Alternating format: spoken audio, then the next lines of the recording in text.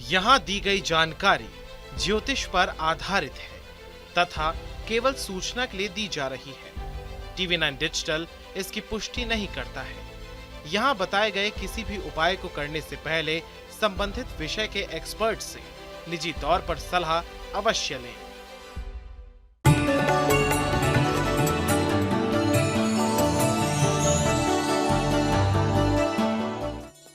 नमस्कार, astro science में आप सभी का स्वागत है। मैं हूं अंजलि और मेरे साथ हैं एस्ट्रो साइंटिस्ट गुरुदेव GD वशिष्ठ जी। सर, आपका बहुत बहुत स्वागत है। माता रानी खुशियां दे, सदा सुखी रखे प्रभु।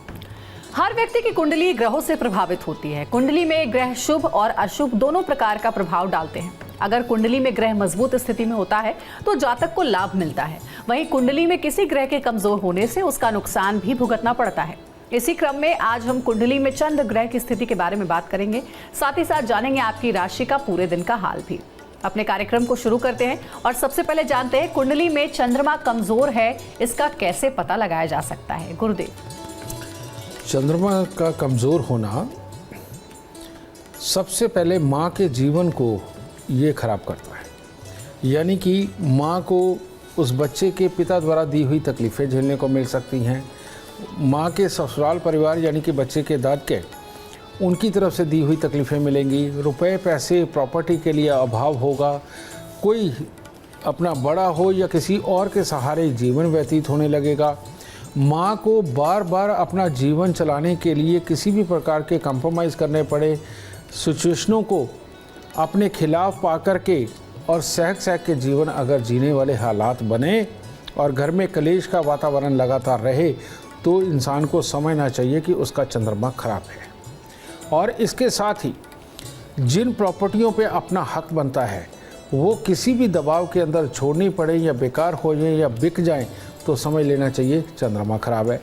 बच्चा बहुत ज़्यादा सोच विचार वाला हो, छोटी उम्र से ही सोच विचार वाला हो, लेकिन पढ़ाई को पूरा ना कर पा रहा हो तो समझ लेना चाहिए कि चंद्रमा खराब है।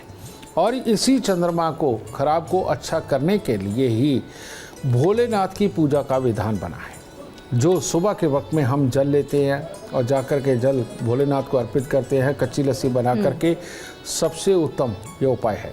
और इसके साथ में देसी घी का दीपक मंदिर के अंदर जलाना सबसे उत्तम है। और जिनका चंद्रमा खराब हो उनके जीवन में अगर हो सके तो पहली अवस्था यानी कि 35 साल की उम्र तक अगर ऐसे लोग हर रोज थोड़े से चावल और थोड़ी सी कूजा मिश्री यानी कि धागे वाली मिश्री लेकर के मंदिर में देते रहेंगे तो इन सारी मुसीबतों से भी बचाव रहेगा, जीवन स्मूथ होगा, माँ सुख पाएगी और बच्चा भी सुख पाएगा। तो चंद्रमा को मजबूत कैसे किया जा सकता है इसके बारे में गुरुदेव से आगे भी जानेंगे, लेकिन उससे पहले हम अपने आज के राशि फल की शुरुआत करते हैं। सबसे पहले बात करते हैं मेष, वृषभ और मिथुन राशि वालों की। कैसा रहेगा आज का दिन? आगे की राशि वाले थोड़ा सा इंतजार करें, जल्द ही आपके दिन का पूरा हाल भी गुरुदेव आपको बताएंगे। लेकिन अभी हम अपने विषय पर वापस आते हैं। गुरुदेव, आपसे हमेशा हमने सुना है कि आपने कहा है कि चांदी की डिब्बी का प्रयोग करने के लिए आप कहते हैं कि चांदी का डिब्बी पास में रखना चाहिए। लेकिन अगर कॉन्फिडेंस यानी कि आत्मविश्वास बढ़ाने के लिए चांदी का कोई प्रयोग किया जाए तो वो कैसे करना चाहिए, किस रूप में करना चाहिए? जब भी चंद्रमा कुछ खराब पोजीशन में होता है इंसान डबल माइंडेड होता है, कन्फ्यूज़न में पड़ता है। और ये जो कन्फ्यूज़न है यही अपने कॉन्फिडेंस को भी डाउन करता है। और ऐसी अवस्था के अंदर सामने वाले को सुपर समझना और अपने आप को कम समझना ये चंद्रमा की खराबी का प्रतीक बनता है। और चंद्रमा के लिए उसको मजबूत करने के लिए, कॉन्फिडेंस को बढ़ाने के लिए, कन्फ्यूज़न को ख़त्म करने के लिए आपको 2 प्रकार के उपाय करने पड़ेंगे। एक वो जो आपके ऑरा मंडल के अंदर चंद्रमा की एनर्जी को मजबूत करे, वो चांदी की डिब्बी लेकर के उसके अंदर माँ से, दादी से, नानी से चावल भरवा करके अगर उसको जेब में रखते हैं तो चंद्रमा मजबूत होता है। लेकिन उसको और मजबूत अगर करना है और ये आप चाहते हैं कि दूसरे ग्रहों का प्रभाव इस पर ना रहे और आप पूरे दृढ़ निश्चय के साथ अपने जीवन को जिएं और ज़िंदगी में आगे बढ़ें, तो एक चांदी की थाली लेकर के उसमें गंगा जल भरिए और उसे अलमारी में रखिए। क्योंकि आदमी दिन के अंदर 3-4 बार अलमारी तो खोलता ही है। तो ऐसी अवस्था के अंदर अलमारी के अंदर जब थाली के अंदर गंगा जल आप रखेंगे, जब भी अलमारी आप खोलेंगे तो वहाँ पर वो जो गर्मी के कारण वाष्प हुआ जल है, गंगा जल, वो आपके नथनों के द्वारा अंदर जा कर के आपको सुदृढ़ बनाएगा। तो ये दो प्रयोग आपके कॉन्फिडेंस को, आपको अपने पे विश्वास के लिए और जीवन के अंदर आगे बढ़ने के लिए ये दो उपाय बहुत अच्छी तरह से आपकी मदद करेंगे। आगे बढ़ते हैं, अब जानते हैं कर्क, सिंह और कन्या राशि वालों का इंतजार खत्म करते हुए उनके लिए कैसा रहेगा आज का दिन। गुरुदेव, अगर कुंडली में किसी के चंद्रमा कमजोर स्थिति में है तो क्या ऐसी स्थिति में चांदी का लेन देन करना चाहिए? चंद्रमा अगर कमज़ोर स्थिति के अंदर हो, ऐसी अवस्था के अंदर चंद्रमा के उपाय करके अगर चांदी का लेन देन, व्यापार, कार्य कुछ भी आप करते हैं तो आपके लिए अति उत्तम होगा। और जो सबसे बड़ी बात है, चंद्रमा की कमज़ोर स्थिति के अंदर घर के अंदर कलेश पड़ते हैं। माँ को तुम्हारी बात बुरी लगती है कोई ना कोई, और आपको माँ की बात बुरी लगती है। तो जब इन दिनों के अंदर कलेश ज़्यादा घर में बढ़ने लगे, उन दिनों के अंदर अगर थोड़ी कम लेन देन के अंदर रहे तो आप अच्छा रहेगा। और लेकिन आपके अपने हाथ में है अपने कामकाज को भी बनाना, लेन देन करना, बेचना। तो ऐसी अवस्था में माँ अगर बुरा मान भी जाए, आपको कोई चार बातें सुना भी दे, अगर आप उसकी बात का बुरा माने बिना उसके पांव हाथ लगा करके काम पे फिर निकलते हैं, फिर आप किसी भी प्रकार के चांदी के लेन देन करके देखिए, आपको उसमें नुकसान नहीं होगा। हाँ, थोड़ी कमज़ोरी रह सकती है लेकिन नुकसान नहीं होगा। और वो जो मैंने एक उपाय बता रखा है कि माँ से चांदी की डिब्बी में चावल भरवा के जेब में रखना, ये आपको ज़्यादा अच्छी मजबूती प्रदान करेगा। तो देखिए, चांदी का उपयोग आप कैसे कर सकते हैं अपने चंद्रमा को मजबूत करने के लिए, ये गुरुदेव आपको बता रहे हैं। गुरुदेव, अगर चंद्रमा को मजबूत करना हो तो क्या किसी खास वस्तु का दान भी करना चाहिए? चंद्रमा को मजबूत करने के लिए सबसे उत्तम तो भोलेनाथ की पूजा है। और भोलेनाथ की पूजा के अंदर मिष्टान भोग साथ में लगाना ये सबसे उत्तम है। और चंद्रमा को बहुत मजबूत करने के लिए आपके लिए बहुत ही उत्तम उपाय, आप देखते हैं कि आरती जब भी होती है मंदिर की, सुबह की भी शाम की, अगर उसके अंदर आप पतासे या मिश्री ये लगातार ले जा कर के और कई महीनों तक अगर सुबह शाम की आरती के अंदर ये प्रसाद के रूप में पतासे और मिश्री चढ़ाते हैं और प्रणाम करके आशीर्वाद लेकर के आते हैं परमात्मा का, तो ये चंद्रमा की सबसे उत्तम वाली स्थिति को बनाता है, मन को शांत करता है, धैर्य रखता है, सोच विचार की ताकत देता है। और सोच विचार के साथ कैसे किसी काम को सफलतापूर्वक करके निकलना है, ये सारी चीज़ें दे करके प्रॉपर्टी और वाहन के सुख तक बनाने में आपकी मदद करता है। सुबह शाम आरती में जाना आपका अपने पे ही एहसान है, किसी और पर नहीं है। और अब अपने स्पेशल एलिमेंट की बात करते हैं, जानते हैं गुरुदेव से आज का वास्तु उपाय। गुरुदेव, ये बताइए कि क्या धारदार चीजें रखने की कोई खास दिशा होती है? धारदार दिशा यानी कि राहु, अब इसमें चाकू, छुरी, तलवार ये सारी चीज़ें हो जाती हैं, तो ये ऑलवेज दक्षिण की तरफ ही रखनी चाहिए। दक्षिण की साइड वहाँ पर रखा हुआ राहु यानी कि तीसरे घर का राहु, ये ऑलवेज शुभ होता है, नुकसान नहीं देता, मंगल की हद में होता है, मंगल की दिशा है, ऊर्जा मंगल की होती है। तो ऐसी अवस्था के अंदर आवेश में आकर के हथियार उठाना चलाना, इनसे बचाव रहता है और वहाँ एक्सीडेंट के हालात भी नहीं बनते हैं। तो वास्तु के अनुसार दक्षिण दिशा हथियारों को रखने के लिए सर्वोत्तम मानी जाती है अगर हो तो। ठीक है, अभी थोड़ी देर पहले गुरुदेव आपने बताया था कि अगर चंद्रमा को मजबूत करना हो तो भगवान शिव को आप प्रसन्न करिए, भगवान शिव की पूजा करिए। लेकिन भगवान शिव की पूजा किस हद तक लाभदायक होती है चंद्रमा को मजबूत करने के लिए? भगवान शिव वो हैं जो पूरा परिवार चलाते हैं। भगवान शिव अपनी पत्नी पर भी स्नेह लुटाते हैं और अपने बच्चों को भी उतना ही प्यार करते हैं। और आप देखिए भगवान शिव के यहाँ एक कितनी बड़ी विडंबना है, और वो विडंबना क्या है, वहीं पर माँ दुर्गा का शेर और वहीं पर बैल, इन दोनों की दोस्ती कभी नहीं होती, लेकिन परिवार के अंदर ये रखे जाते हैं। वहीं पर सांप और वहीं पर कार्तिक जी का मोर, तो इनकी भी दोस्ती नहीं होती, लेकिन दोनों साथ रहते हैं। और वहीं पर मूषक राज भी होते हैं। तो आप देख के देखिए कि इसका मतलब क्या है। मतलब ये कि अगर सारी अच्छी और बुराइयों को इकट्ठा रखना है, परिवार को सही चलाना है, सबकी सह करके चलना है और दुश्मनों को भी एक करके चलना है, परिवार के अंदर ही आपस में जो विवाद होते हैं इसके लिए चंद्र की उपासना यानी कि भोलेनाथ की उपासना। आप भोलेनाथ का स्वरूप देखिए क्या है। उन्होंने मस्तक पर अपने चंद्रमा धारण किया हुआ है, वहाँ से गंगा बह रही है, कंठ पर विष रखा हुआ है, गले में सांप लपेटे हुए हैं, और अगर पहनावे की बात करें तो एक जानवर की खाल पहनी हुई है, तो आराम से बैठे हुए। रियलिटी में ये बताया गया है कि जितना ज़्यादा धैर्य रखेंगे और थोड़ा थोड़ा करके समय पार होने देंगे, किसी भी चीज़ की जल्दबाजी अगर नहीं करेंगे तो परिवार बहुत अच्छा चलेगा। और हमें भोलेनाथ के स्वरूप में नमः शिवाय का जाप करते हुए अगर हम रोज़ जल चढ़ाते हैं, फूल फल अर्पित करते हैं, कुछ ना कुछ चावल मीठा मिश्री ये अर्पित करते रहते हैं, पतासे अर्पित करते रहते हैं, भोलेनाथ की ये पूजा आपको अनंत ज्ञान, धैर्य, परिवार को चलाने की युक्ति, सुखों को कमाने की युक्ति, ये सब कुछ देते चले जाते हैं।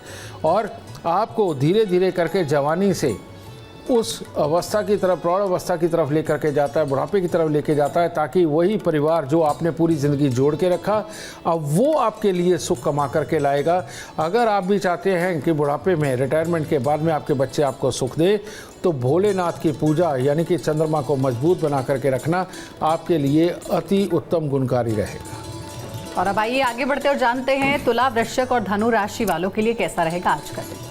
गुरुदेव, जब भी हमने देखा है कि छोटे बच्चे जब उनका अन्नप्राशन किया जाता है तो चांदी के बर्तन में उन्हें खिलाया जाता है। सबसे पहला जो भोजन है उसी चांदी के बर्तन से चखाया जाता है। चांदी के बर्तन में बच्चों को खिलाना क्यों इतना महत्वपूर्ण है? बेटा, अब तुमने पूछ ही लिया है तो इसका खुलासा करते हैं। चांदी के बर्तन बच्चे की शिशुअवस्था से लेकर के और इंसान की वृद्ध अवस्था तक करना बहुत बहुत गुणकारी है। हमारे शरीर के अंदर लगभग 70% पानी होता है, और पानी के अंदर, हमारे अंदर जो है वो खारा पानी है। वो उतना ही खारा है जितना कि समुद्र के अंदर पानी खारा है, उतना ही हमारे शरीर के अंदर खारापन मिलता है। ये बिल्कुल साइंटिफिकली प्रूवन चीज़ है। हमारे आंसू वो भी वही हैं। तो रियलिटी में इसका खारापन जब बढ़ता है तो बीमारियां लगती हैं हमें, और इसके खारेपन को बैलेंस करने के लिए अगर कोई प्योर धातु है जिसके साथ में जैम्स अंदर नहीं जाते, उल्टा चांदी का भी छोटा छोटा कण अगर हम अंदर लेकर के जाते हैं तो पानी जनित जितनी भी बीमारियां हैं वो इंसान को कभी नहीं लगती। और पानी जनित अगर कोई बीमारियां ना लगे तो इंसान के मसल्स स्ट्रांग रहते हैं, वरना मसल्स के ऊपर अटैक आता है। तो ऐसी अवस्था के अंदर चांदी के बर्तनों के अंदर खाना खाना अमृतमयी माना जाता है, अमृतमयी। तो इसीलिए ये नहीं कि शिशु को अन्नप्राशन के वक्त में चांदी में दिया जाता, वो इसीलिए दिया जाता है कि पहला अनाज अंदर जा रहा हो, उसके साथ में कोई कीटाणु जीवाणु ना जाए, और अगर चांदी के कुछ कण भी चले जाते हैं तो वो पानी को और प्यूरिफाई करके बीमारियों से बचाने का काम करता है। और जिनके लगन में चंद्रमा होता है, बच्चा कोई भी हो, आदमी हो, बड़ा हो, बूढ़ा हो, उन लोगों को तो सारी उम्र चांदी के गिलास में पानी पीना चाहिए, चांदी की थाली में रख करके खाना खाना चाहिए, तब उनका जीवन अच्छा रहता है। वरना उनके मसल्स जल्दी टूट जाते हैं और बुढ़ापे में ढीलापन शरीर का उनको ज़्यादा सताने लगता है। तो इसीलिए बच्चे को चांदी के बर्तन में ही अन्नप्राशन कराना चाहिए। तो देखिए, आज इस सवाल का जवाब भी आप सबको मिल गया कि क्यों बच्चों को चांदी के बर्तन में ही सबसे पहला जो भोजन है वो कराया जाता है, यानी अन्नप्राशन जिसे कहते हैं। आगे बढ़ते हैं, अब जानते हैं तीनों राशियों का हाल। ये राशियां हैं मकर, कुंभ और मीन राशि। गुरुदेव, चांदी हर व्यक्ति को ज़्यादातर आप पहनने की सलाह देते हैं या पास रखने की सलाह देते हैं? शादीशुदा महिलाओं की बात करें तो महिलाओं में अमूमन देखा जाता है कि वो पाँव में चांदी की बिछिया या फिर पायल पहनती हैं। सोने या फिर अन्य धातु की पायल बहुत ही कम देखने को मिलती है। तो औरतों के इस मुख्य गहने में चांदी का प्रयोग कितना महत्व रखता है? तुमने महिलाओं की बात करी है, इसका मतलब वंश आगे बढ़ाने की ताकत उन्हीं में है। अगर तुम चंद्रमा की बात कर रही हो तो धरती के ऊपर जब पहले ओस, बाद में बर्फ़, उसके बाद में जब वो पानी बना, पानी के साथ में काई बनी, उस काई के अंदर जब जीवन उत्पन्न होने लगा, यानी कि बुध बना, अंडे बने, शुक्र का मिश्रण आया, वहाँ से जीवन शुरू हुआ। और सबसे पहले आया क्या? मत्स्य अवतार। तो रियलिटी में औरतों के लिए चांदी अमृतमयी है।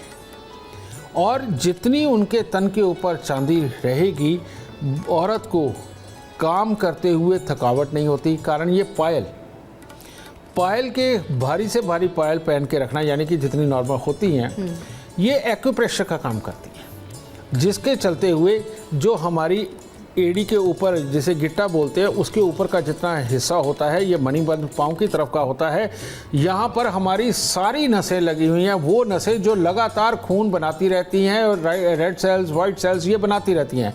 तो इसीलिए जो औरत पायल धारण करके रहती है, उसके वाइट सेल्स, रेड सेल्स हमेशा बने रहते हैं, उसके अंदर धैर्य बना रहता है।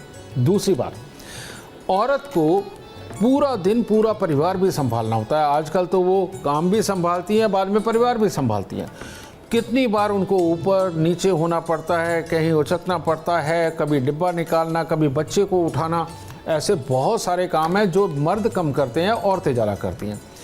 तो ये कमर इनका हमेशा साथ दे, इनके शरीर के जोड़ इनका साथ दे और इनके स्वास्थ्य में कभी भी दिक्कत ना आए, दर्द ना बने, इसके लिए औरत को चांदी के बिछुए पहनने बहुत ज़रूरी है। मैं अभी साबित कर देता हूँ।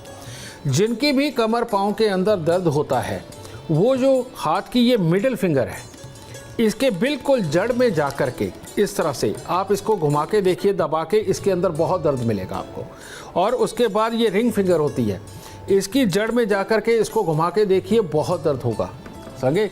यानी कि कहने का मतलब ये मिडिल फिंगर और ये रिंग फिंगर, इन दोनों के जोड़ जो है ये शनि से संबंध रखते हैं। तो ऐसी अवस्था के अंदर औरतें अगर बड़ी उंगली और उसके साथ की उंगली के अंदर बिछुए पहन के रखती हैं, तो ये जो मसाज करने पे ये ठीक हो रहा है, वो मसाज चांदी करती है उनका। क्योंकि बार बार आप देखो वो खुल जाएंगे, फिर टाइट करना पड़ेगा, खुल जाएंगे, फिर टाइट करना पड़ेगा। वहाँ एक प्रेशर मेंटेन करके रखते हैं, जिसके कारण औरतों को कभी भी कमर पाँव के दर्द नहीं होते हैं। और जो अंगूठे में बिछुआ डालते हैं, अंगूठे में बिछुआ डालने का ये विधान है कि ऐसे में जितनी भी सुस्ती, एलर्जी और चिड़चिड़ापन, ये अंगूठे के अंदर ये एक्यूप्रेशर यानी कि ये बिछुआ बना करके डालना, ये औरत के स्वभाव को खिला हुआ हंसमुख बना देता है। और जो औरत हंसते हंसते परिवार चलाती है, बेटा वो तो वैसे भी देवी की तरह पूजी जाती है। तो अगर आप चाहती हैं कि आप देवी की तरह हंसते हंसते पूरे परिवार को चलाएं, आपको देवी की तरह पूजा जाए, तो पाँव के अंगूठों में चांदी के बिछुए पहने। और अगर आप चाहती हैं कि पूरे परिवार का काम करके, बाहर का भी काम करके आप सदा तंदुरुस्त रहें, तो ऐसे में पाँव की उंगलियों के अंदर चांदी के बिछुए पहन के पायल ज़रूर धारण करें। और ये वाली जो दवाई, ये वाला जो उपाय आपको सदा सुखी, स्वस्थ, तंदुरुस्त और खुश रखेगा। तो देखिए, गुरुदेव ने आज के कार्यक्रम में आपको बताया कि अगर आप अपने चंद्रमा को मजबूत करना चाहते हैं तो चांदी उसके लिए सबसे उत्तम उपाय है। किन मायनों में कैसे उसको धारण किया जा सकता है, ये भी गुरुदेव ने पूरे कार्यक्रम के दौरान आपको बताया है। अगर आप जीवन में कामयाबी चाहते हैं, अपार धन और लाभ चाहते हैं, तो गुरुदेव के बताए हुए उपाय जरूर फॉलो करें। उम्मीद करते हैं आपको आज का विषय पसंद आया होगा। कल आपके सामने लेकर आएंगे एक और विषय जो आपके कॉम्प्लिकेटेड लाइफ को बना देगा आसान और खुशियों से भरपूर। अगर आप हमारे गुरुदेव से मिलना चाहते हैं या पर्सनली उनसे बात करना चाहते हैं तो आप कांटेक्ट कर सकते हैं। कॉल करें 9999990522 पर। ज्यादा जानकारी के लिए आप एस्ट्रो साइंस ऐप डाउनलोड करना ना भूलें। फिलहाल समय हो गया आपसे इजाजत लेने का। आप बने रहे हमारे साथ और हमारे एस्ट्रो साइंटिस्ट गुरुदेव GD वशिष्ठ जी के साथ देखना ना भूलें। एस्ट्रो साइंस रोजाना सुबह 8 बजे। नमस्कार।